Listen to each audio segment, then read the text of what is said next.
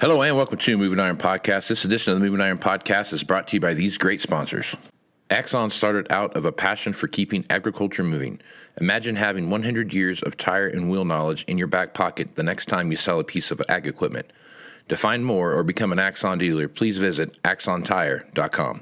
This podcast is also brought to you by Valley Transportation. Valley Transportation has been hauling ag and construction equipment across the country for the past 33 years. Call Parker at 800-657-4910 or go to valleytransinc.com for all your trucking needs. At Valley Transportation, our goal is to help you reach yours. This podcast is also brought to you by AgDirect. No matter how you buy your ag equipment, from a dealer, auction, or a private party, AgDirect can help you finance it. You can even apply online at agdirect.com. Learn more about your financing options at agdirect.com. Moving higher in the 21st century. Hard-working people working hard for you and me. Moving higher, time and time again. Through the years you'll find us here. Moving Iron. Hello and welcome to Moving Iron Podcast, Boots on the Ground number 3. This edition of the Moving Iron Podcast is brought to you by Axon Tire, helping dealers move more iron for the past 100 years. For information, go to axontire.com. Aaron. Yes, sir. Do you like a good pocket knife? Not a bit. Not a bit? Not a bit. Well, if you did. I did, you could go tell to, me. You could go to. I'm on pins and needles. You Hurry. could go over to Axon, right, and go to marketing at axontire.com, and you get a free, mind you, Alliance branded pocket knife to put in your pocket to walk around with. Right on. All the way through the month, this whole entire month, you can get a free All of knife. February. All of February. All you have to do is go to marketing at axontire.com, tell them you heard it on the Moving Iron Podcast, give them your details, and they'll mail one out to you. Just think, if you're a loyal listener of this podcast, you have free gloves, you have a free knife. Grain gauges, tire depth gauges. I mean, you have all kinds of stuff. You're All kinds of welcome. stuff. Yeah. Next thing you know, we almost gave away a pair of free boots at one time when I was reading the reader. That's true. But almost. I caught myself. Yes. So if you're interested in a free pocket knife from Axon, go to marketing at axontire.com and they'll give you send one out to you. So check that out. Valley Transportation's also been hauling ag and construction equipment across the country for the past 33 years. Call Parker at 800-657-4910 for all your trucking needs.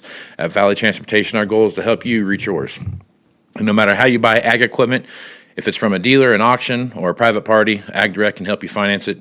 You can even apply online at agdirect.com. Learn more about your financing options at agdirect.com.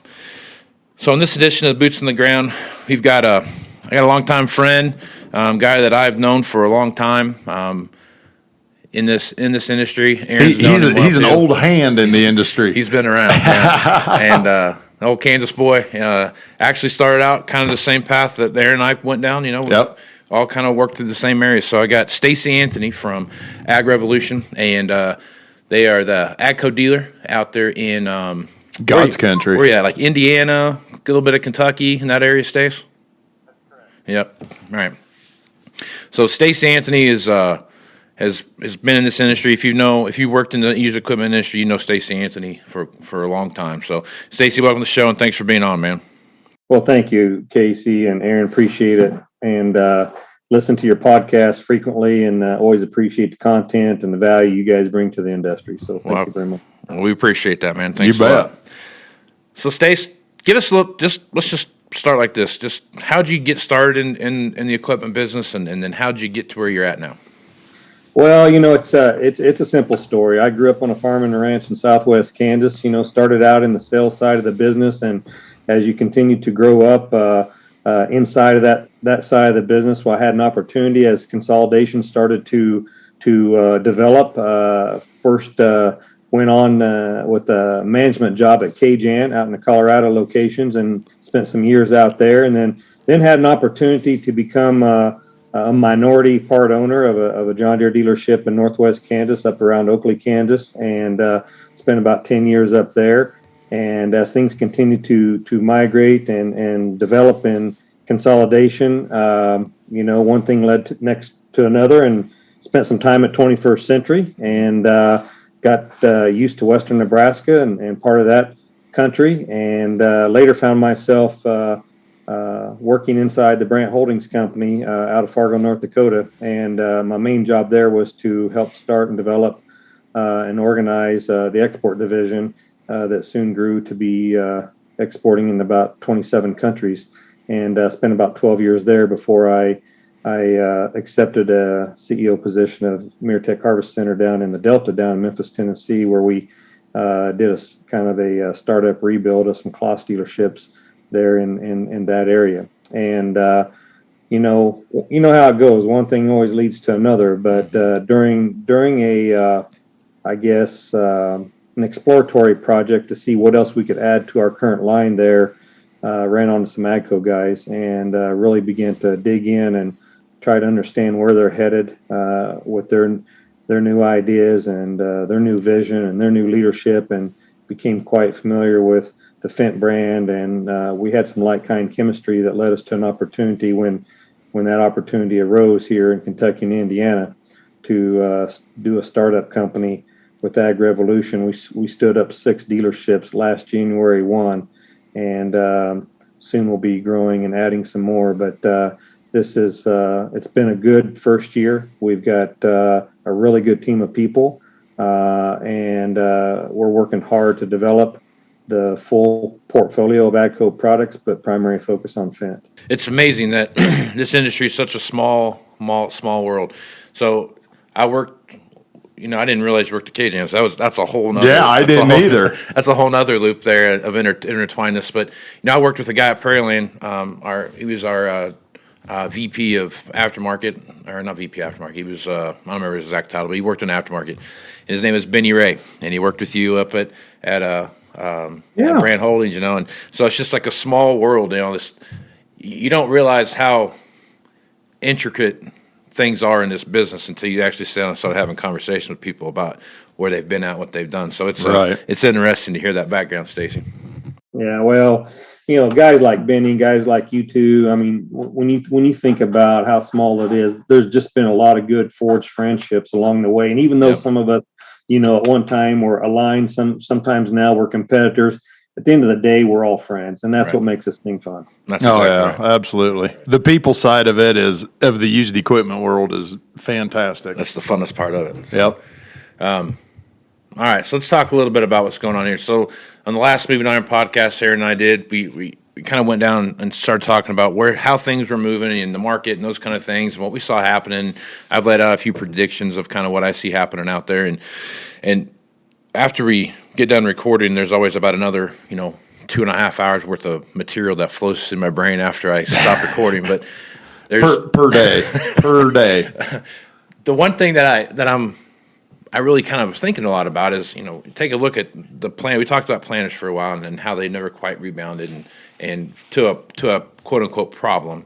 14, 15, 16 auctioned all those off and kind of dumped the market, and as the economy kind of was bouncing back up to where it is today, the planter market never really had a big leap forward, to get more planters built and purchased and those kind of things. And we're going to start seeing that now as, commodity prices come up. We're going to see more and more planters built, but the trade-ins right behind all those are pretty much sold on that all the way across there. So, Stace, as you take a look what's going on out there around you, what's the planter market like out where you're out there in that your little neck of the woods, and what are you doing different today than you were doing 6 months ago as you take a look at that marketplace? Well, specifically related to planters, in our startup company, we were a little bit unique because we didn't buy any used inventory from the seller, and so therefore we started with 0 used inventory. And there was a day when we all would have really liked to have been in that spot. Yeah, I was just thinking that, Stacy. I'm thinking for most of the 15 years on this side of the fence, that's a great problem to have, but it also really sucks. It does right now for sure. And so, basically, we started selling new. Of course, we sold a few new Fendt Momentum planters, traded in some used ones. Of course, they were sold right away. And right now, we're looking and we're starving for planters. And because we're such limited right now in what we can get access to for this next 12 to 24 months of new planters, we're trying to buy planters and we're trying to buy tractors and we're trying to buy a lot of different things. But right now, that market is pretty stout, and you've got to be really careful in the choices you make so that you don't get upside down in what you buy and what you sell it for. So planters right now, there's a lot of demand. There's a lot of demand for all ages, mostly newer, though, I would say, fresh, clean, newer planters. Some want to put some precision applications on there. Some want to cater them to their own desires, their own needs. But there's a hungry appetite for planters right now for upgrades. And unfortunately, we're just not able to supply all that demand. When you look at, say, your customers right now, you talked about the technology side of that, and how many customers do you have that are trying to move from older technology into newer technology, and how many do you have that are saying, you know what, I'm pretty happy with the way we're going, and I'm going to keep the same planter base that I've always had? Casey, I think honestly, 85% of our customers want to step up to some type of technology or advance where they are into another level of technology. And I just don't see that going away. Yeah. I mean, when you look at some of the results of some of this improved technology on these planting units, and it all begins there, people realize that, and I just don't see that fading. Yeah, I would agree with that. I mean, it's more and more people, especially after going past this last 5-year kind of downturn in the market, a lot of guys are looking at everything they have, whether it's tractors, combines, whatever it is. They're looking for more technology in whatever they're buying.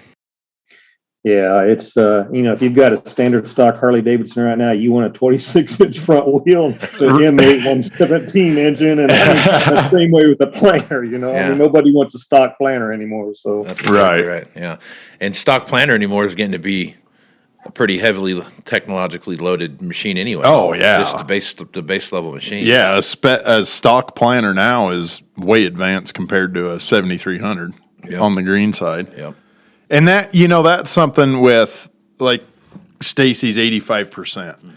That is something I remember, man, it would have been 30s traded in on the first R's. Right. We tried that, trade the receiver, trade the display, right. leave it in the tractor, all that. And we pulled that off for like a couple months, and then everybody, I don't want to do that. I don't want to do that. Now guys are upset if it doesn't have premium activation in the armrest and this and that, and then I need an extend monitor and I need this. And yeah, it's amazing how much that's changed. Yeah, in 10 years, you couldn't talk guys into swapping receivers and displays. And now, thanks to manufacturers basically impregnating it into the machine, that's the only way they'll go. Right. Impregnating, that's nice. That's a good way to put it. Yeah. Yeah, that's what hit my head first. So, hashtag no filter. As you look at what's going on there, I mean, like you said, you guys are a startup company. You got the Fent line that you're carrying. When you're looking at the openness of a new brand coming in to the area, what's been your response to the customers that you've worked with as to hey, welcoming a new quote unquote vendor back into the territory there? Because it's not like there wasn't an AGCO dealer there beforehand. That was I'm trying to remember who that would have been. Yeah, Boyd Cat and Wayne Boyd, Supply. that's right. Yeah, those guys in there. So that had been an established venture there for a while. But I guess as you come in with a brand new line, really, I mean, what's been your response to the customer base you're working with? Well, I think underneath the Boyd Cat umbrella, most everything was yellow and Challenger and how all that aligned with cat dealers, right? And so now that they see a transition going on, they see a lot of it going Fent green. People are intrigued about what's different about it. And I think, like in any market, you get your early adopters who are saying, you know what, I want to take a look. Let me peek in the window. Let me have a demo, and they want to try to check it out and see what's different about it. And then you got the other guys who are just tried and true, blue, green, yellow, whatever they are, and they don't really have an interest in it right now, So what you do is you end up focusing around those early adopters where you can kind of get your foot planted and get some experience and get some showstoppers going on. And that's what we've done. I mean, I think we had the most availability with tractors, and we got started first of all with our tractor line, the 900 series and some of the 1000 series Fents, and we started off pretty good. And the people have had experiences with those tractors, have ran them, and they're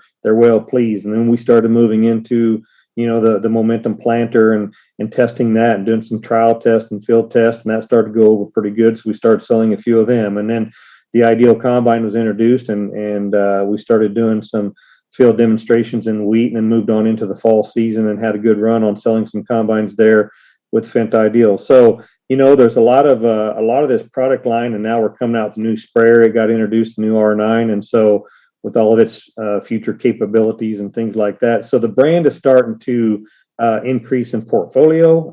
It's starting to widen, and we understand that probably the value of that brand needs to have a wider portfolio, because at the end of the day, there's some guys who will just buy one or two, but there's still a mud mentality out there, right? And if you're going to compete with the market leaders, and we all know who the market leaders are, you're going to have to be able at some point in time compete in that mud program. Yeah. Right. Yep. In that case, that leads me to my next question, just as a general topic conversation here. What are you seeing out there in your neck of the woods right now with retirements and consolidation, on-farm consolidation, those kind of things? Are you seeing quite a bit of that now with some guys that are probably were going to retire 2-3 years ago, 4 years ago, something like that, and then the economy kind of turned down, so equity positions, those kind of things were questionable, and now they've kind of gained that back. Are you seeing any kind of a retirement move out your way where some of the younger generations are getting a little bit bigger or taking over the farm? I guess. So what are you seeing as far as that goes? We're seeing a little bit of both. Not a lot right now, but we're seeing two things. One, where there is a couple of younger generation coming in and taking over current operations, but we've also seen a couple that have just said, "Hey, you know what? I don't have anybody else to take it over," and so the neighbor or whatever has went in there and either increased his size by a third or half or double or more. And so we've got a little bit of both going on, but I wouldn't say it's a large amount. It's still pretty managed, and probably not as much as it is in other locations. When you're looking at various technologies, when you're starting to see guys and how they approach their buying trade cycles and those kind of things, how much of that have you seen from comparatively to where you started at, when you first started the business to where you're at now? How much have you noticed in trade cycles? How much of that have you seen change over the years? Well, I think we see the businessman, right? I mean, we've got some guys who just kind of trade whenever they feel like they need it, but we're starting to see more of the businessman start to service. The guy who's really starting to say, hey, he's calculating his equity. He's calculating his operational cost. He's calculating the cost of doing business. There's a lot wider, I think, breadth of people who actually know what it takes to grow a crop nowadays, and they know what their break-evens are, and they're becoming more business-minded. And so we're starting to see that become a lot of the conversation that we're having as we begin to talk about trade cycles. When you're working with your customers, and again, farther back from you started where you're at now, I mean, just the amount of data that we're pulling off these machines now and putting that into not only just agronomic decision making, but do you need the size of tractor that you have? What's it look like if you were to just turn the key off every once in a while and not have so many idle hours, those kind of things? How are you having those conversations with your customer, and what's that looking like? Well, I think it's based around utilization, and there is a lot more conversations around utilization. I mean, before it was just, I need a tractor to do this job, one to do that job, but now it's more about multi-use. And, I think we're really going to start having some interesting conversations right here in the very near future when we start talking about autonomy, right? Yeah, so, exactly. I don't even know. We're trying to really forecast and predict what does that look like? Does that smaller units, more of them 24/7? I don't know what that exactly looks like. But right now, we're all about size and scale and utilization and big horsepower still sales. And but that could change in the future. Yeah, that you bring up a good point with the autonomous tractor thing. I mean, I think about that. I have about a 40-minute drive home, and that idea of autonomy comes across my mind a lot more times than it doesn't. And what's that look like, and how is that going to change the way not only customers buy machinery, but how the way we sell used equipment and what that looks like, and how that whole thing kind of smashes together. Because I am a firm believer that when autonomous tractors come around, the idea of a yearly roll and those kind of things, especially as machines get smaller, and whether or not electric tractors and all those kind of things make their way into it. The one thing about the autonomous side of it, there's a lot of factors that in a piece of equipment that kind of go away. There's a lot less things on there that, other than the specific powertrains, that you have to worry about. So you're really starting to look at what's the technology on the machine versus what the horsepower rating is and those kind of things. It really is kind of a brave new world of sorts that you have to step back and take a look at of how many machines is this guy going to use, and then how functionally long are they going to use those machines before they decide they want to do something else with them. Yeah, I think that's true. And I think it's all going to come down to the economics of the size of that machine and how many they need and how many they'll utilize. So it's going to be interesting, but it'll come down to an economic decision, I'm sure. Absolutely. Just think, guys, they were having this same discussion 100 years ago. Yeah. Well, true point. We're never getting away from horses. Yeah. That's a good point, because that's exactly right. I mean, you read so many of those things about we're never going to get rid of a horse, decide to have a tractor, stupid. My first boss traded for horses. Really? Yeah. Like when you were working for him? No, God, no, man. Heavens. No. When he started out, he was an older guy at that point, and it, just like Kenny's old boss too. I'm sure Kenny traded for horses. No, it's Kenny. the guy Kenny worked for. Oh, wow. Because me and Kenny sat in the same office. No joke. Yeah. And I mean, he would tell me in high school he'd start selling and he'd go sell cream separators, and that kind of thing. But he used to tell me they had it just kind of a X amount, and they had a buyer in St. Louis that they'd get them down to St. Louis and they'd ship them down the Mississippi. Yeah. Trade for horses all day, every day. Put them on a boat to Ukraine. Yeah, there you go. They would. We got this new agriculture project in Ghana. Yeah, that's funny. They had but another thing too on this whole technology side of that, 2020, 22 years ago, they were having the same conversation about, Auto steer. RTK and auto steer. Right. You know what I mean? And that's, when Dirk rolled out their autonomous tractor thing, and you've seen the Smart Ag deal, and you've got the Case IH, their farm show display for years. What's that other one? Dot. Yeah, Dot. Dot and those kind of things. I mean, if you read the comments in that, people are just like, this is never going to really. I mean, it doesn't really have a place, and blah blah Right. blah. Same conversations you heard so many years ago. I mean, Stacy, when you're looking at technology adopters in your area, I mean, is it still pretty much that same rule? You got that 20% that are hardcore technologists, and they want to have the latest and greatest thing out there, and then you've got this 60% somewhere in the middle, and then you've got this other 20% that still wishes they could plant without any kind of guidance. I mean, is that pretty synonymous with your area? I'd say it is. I was just thinking back about your earlier conversation. I mean, can you remember when we thought technology was an AccuTrack 3-point guidance system or a navigator back in the day? Yeah, right? Exactly. Yeah. We thought that was the cutting edge of technology back then. It was back then, right? Right. Yeah. But now we've migrated to all this. And I would say, Casey, to answer your question, I would say that probably, that 20 might even be starting to grow. I think that's going to start to grow where those cutting edge guys are really going to start to increase to maybe even 30, 35 here in the next few years to come. But your 20, 60, 20 right now is pretty close. All right. So to kind of wrap this up, Stace, I guess as you take a look at what's going on around you, what are 2 or 3 things that you really have on your radar as stuff that you're paying attention to from a point of concern? And then what are a couple things that you're looking at that you're on your radar that are a very positive thing that you're going to go out and try to grow and expand? Well, we're going to try to go out and grow and expand just the visibility and awareness of what our product line can do, what it's here to compete with, how it can compete. We're going to continue to work really hard on getting the word out on the product and the image and the demonstration and the performance of it. The things we're concerned is most like what everybody else is concerned about. But I think, I'm most concerned this year, honestly, and I think it could be a very difficult year for some dealers because I think this year is going to be more challenging than last year when it comes to, availability. I think the fracturing of the supply chain went much deeper than we all thought it did. Absolutely agree.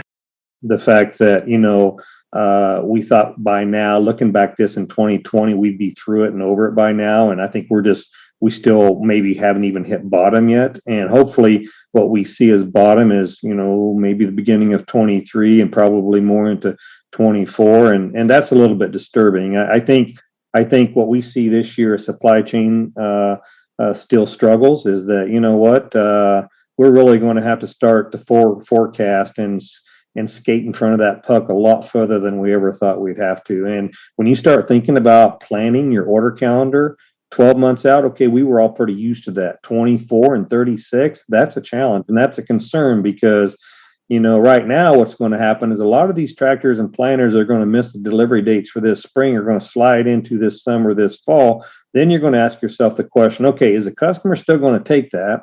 And if the question is, well, yeah, I'm going to take it because I don't see supply getting any better, now you're going to have to ask yourself, well, what are we going to do about the financing part of it? Because we got to somehow align with the cash flow stream of these guys still, but we're off wonky here a little bit, right? I mean, we've got deliveries in October, and if you put a payment 6 months from now and he's making a down payment, well, that could be cash strenuous. And then if you say, okay, well, you don't want it coming due 12 months from now because that's right at harvest time, now you're going to be having conversations with your finance companies or whatever about an 18-month first pay. And I think that's something we've all got to kind of be ready for. Yep. Yeah. Good point. Big time. That's something I really have not given any thought to, and that's exactly right, where how all that stuff aligns up with what's going on. Because like you said, that cash flow thing is so important when it comes time for payment time. You know what I mean? It makes a big crunch on that stuff. So, well, Aaron, you got anything else you want to throw in before we shut down? I don't think so. I want to thank Stacy for being on. It was terrific information. All right. Yep. Good stuff. Stacy, folks want to reach out to you and get more information about AgRevolution, or just what's the best way to get a hold of you and see what's going on over there at AgRevolution? Well, they can visit our website at agrev.com. They can always call me at 770-617-4631. We'd be glad to connect with them there, and appreciate both of you giving me an opportunity to be on your show today, and thank you for what you do and what you continue to do each and every day. I appreciate that, Stacy. It's good to catch up, man. It's been a while. It's been too long, man. We got to keep better in touch with each other. Let's do that. I'll promise to do the same. All right, on, man.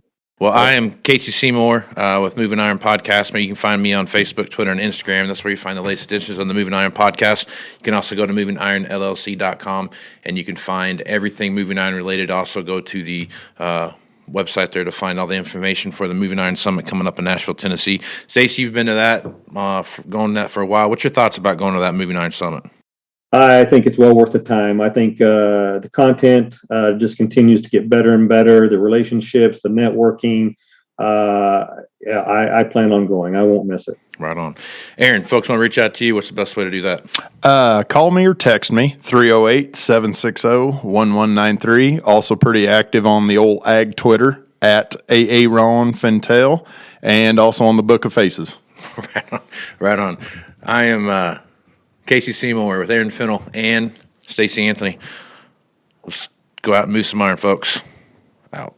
Axon Tire is going to have more tips, tricks, and client advice throughout the year, and in September at the Moving Iron Summit in Nashville. If you're looking to sign up for the event, please head over to MovingIronLLC.com. We hope to see you there. Valley Transportation has been hauling ag and construction equipment across the country for the past 33 years. Call Parker at 800-657-4910 or go to valleytransitinc.com for all of your trucking needs. At Valley Transportation, our goal is to help you reach yours. And no matter how you buy ag equipment from a dealer, auction, or a private party, AgDirect can help you finance it. You can even apply online at agdirect.com. Learn more about your financing options at agdirect.com. Moving iron in the 21st century. Hard-working people working hard for you and me. Moving iron time and time again. Through the years you'll find us here. Moving iron.